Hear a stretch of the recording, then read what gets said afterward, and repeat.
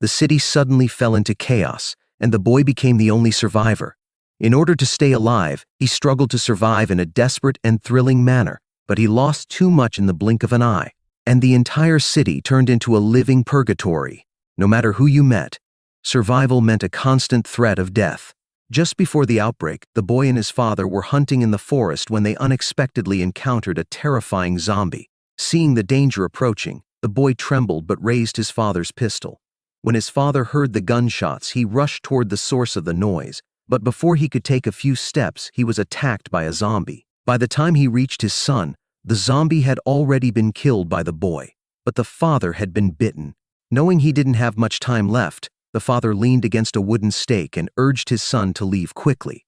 Although heartbroken, the boy obeyed his father's wishes and left the forest with his friend. The two relied on each other for survival and companionship.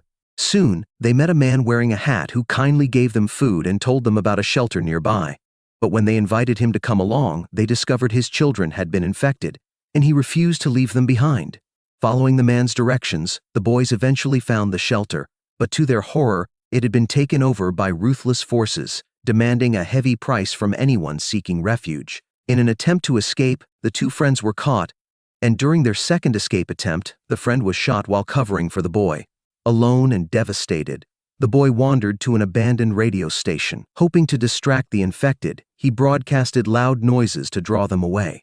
As he sat quietly, waiting for the inevitable, the distant sound of gunfire echoed behind him. The rescue team had arrived just in time. The boy was finally saved. Your like and subscribe give us motivation and energy to keep going.